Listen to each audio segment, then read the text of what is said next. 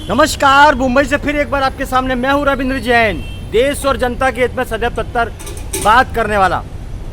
माननीय मुंबई उच्च न्यायालय जी, आपके आदेशों की धज्जियां उड़ाई जाती है। ऐसा लगता है मुंबई हाई कोर्ट की जो भी टिप्पणी होती है उसको नेता लोग काटते हैं, नेता लोग हवा में उड़ा देते हैं। माननीय, आपने कई आदेश पारित करे हैं अवैध होल्डिंग जो परमिशन लेके लगाए जाएं, लेकिन इन नेताओं की गंदी राजनीति ने दक्षिण मुंबई का जो किस्सा है, ये नेता राजनीति चमकाने के लिए किसी भी स्तर तक गिर सकते हैं। क्यों कि राजनीति का कोई स्तर है ही नहीं। ये इतने बेकाबू दिमाग के हो चुके हैं जिसका कोई अंदाज लगाना बहुत मुश्किल है। माननीय, हाई कोर्ट से मेरी विनती है, इन नेताओं पर अगर कंट्रोल नहीं लगाया गया तो हाई कोर्ट और सुप्रीम कोर्ट से लोगों का विश्वास उठ जाएगा। माननीय, आपके हर आदेश की, चाहे वो पुलिस हो, चाहे वो नेता हो या वो नेता का टपोरी फंटर हो, ये लोग आपके आदेश की बिल्कुल पालना नहीं करते, न जे बिल्कुल डरते हैं। उनका कहना है कोर्ट में तारीखें मिलेंगी, देख लेंगे, माल है हमारे पास, छोड़ देंगे।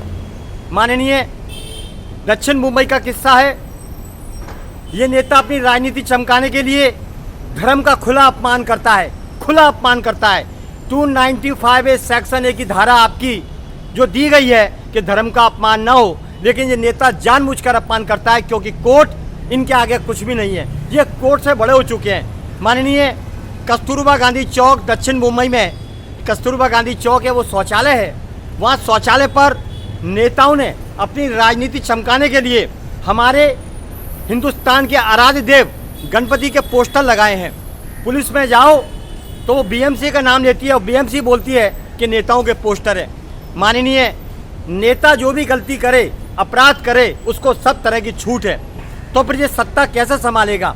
माननीय, लगता है कि सत्ता के भूखे भेड़िए ये सत्ता पर इसलिए आते हैं कि अपने ज़िंदगी को मौज में बदल सकें, अपनी ज़िंदगी को अय्याशी में बदल सकें, देश को लूट सकें और 500,000 करोड़ की संपत्ति बनाकर अय्याशी कर चुके हैं। माननीय, देश को लूटने वाला ये लुटेरा 99% भारत का, कहीं ऐसा लगता है कि अगर इनका DNA टेस्ट कराया जाए तो या तो मुगल निकलेंगे या अंग्रेज निकलेंगे। माननीय, भारत की संस्कृति को तार तार करने वाला ये भारत का नेता ही है।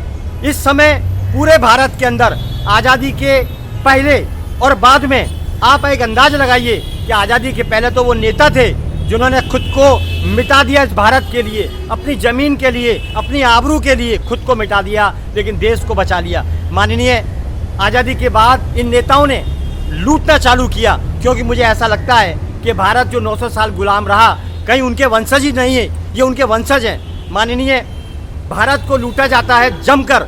अभी छत्रपति शिवाजी महाराज टर्मिनल पर जो क्लीनअप मार्शल हैं वो मारते भी हैं और लूटते भी हैं, जो कि बिल्कुल व्यवस्थित सही नहीं है। माननीय, जो थूकने वाले थूक के चले जाते हैं, वीटी के अंदर जाइए, वहाँ लोग थूकते हैं, फेरी वाले थूकते हैं, उनको नहीं पकड़ा जाता है क्योंकि वो उनको मारते हैं। माननीय, ये मारने पीटने की जो अभी हरकतें बढ़ रही हैं क्लीनअप मार्शलों की, ये आक्रोश पैदा करने वाली है और कहीं ना कहीं ऐसा लगता है ये राजनीति षड्यंत्र है, क्योंकि नेता बेकाबू हो चुके हैं, नेता बेदम हो चुके हैं। ऐसा लगता है नेता बोतल में टन हो चुके हैं। जनता को इतना हैरान किया जाता है। मुंबई BST की बसों का कोई ठिकाना नहीं, कोई बस भी टाइम से है नहीं, 1-1, 2-2 घंटा लेट बसें हैं या फिर नहीं है। माननीय, ऐसे मुंबई आर्थिक नगरी में, ऐसी मुंबई माया नगरी में इतने कानून की धज्जियां उड़ाई जाती है जिसका कोई हिसाब है ही नहीं।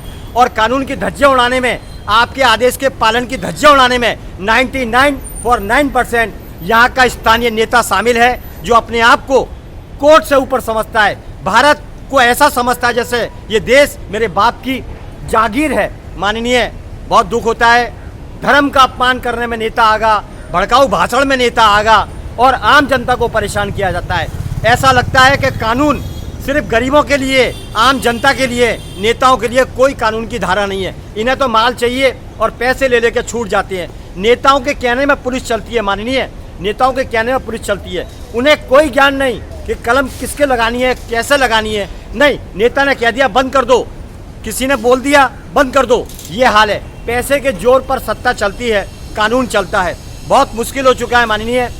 आपसे निवेदन करते हैं, मुंबई हाई कोर्ट से निवेदन करते हैं, अवैध पोस्टरबाजी मुंबई से तुरंत प्रभाव से हटाई जाए, क्योंकि ये नेताओं की राजनीति चमकाने का एक गंदा तरीका है, जिससे मुंबई की सुंदरता को खतरा पैदा हो चुका है माननीय।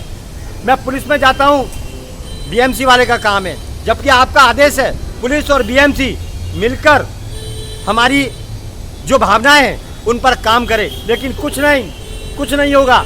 आपकी कोर्ट में भी यही होता है माननीय। तारीख पर तारीखें मिलती है, आम आदमी के घर बार बिक जाते हैं, लेकिन फैसला नहीं आता है। स्थिति बद से बदतर हो चुकी है माननीय। आप संज्ञान लीजिए। धर्म का अपमान करने वाले ये 99% नेता है। ये कस्तूरबा गांधी चौक शौचालय पर धार्मिक पोस्टर लगाते हैं, जहाँ शौचालय पर हींगा मूता जाता है वहाँ पर धार्मिक पोस्टर लगाते हैं। कभी शिवाजी के पोस्टर लगाते हैं, कभी लोकमान्य तिलक के पोस्टर लगाते हैं, कभी गणपति के पोस्टर लगाते हैं। और ये नेता धर्म की बात करते हैं। ये नेता राजनीति चमकाने के लिए हर ऐसा हथकंडा अपनाते हैं जहाँ इनके ऊपर कार्रवाई नहीं होती। बस इतना ही काफ़ी है। गणेश महोत्सव की शुभकामनाएं देता हूँ मुंबई वासियों को, महाराष्ट्र वासियों को, संपूर्ण देशवासियों को, और विनती करता हूँ कि नेताओं के खिलाफ एक्शन लेना बहुत ज़रूरी है।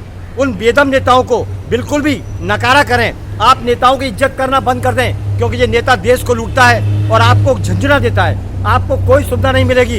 इनके पास गाड़ियाँ हैं, घोड़े हैं, पुलिस है, सब साधन इनके पास है, आपके लिए कुछ नहीं। बस इतना ही काफ़ी है। बेदम, बेदर्द, बेकाबू नेताओं को मुंबई हाई कोर्ट से निवेदन करता हूं, आप संज्ञान लीजिए। मुंबई से मैं हूं रविंद्र जैन। जय हिंद।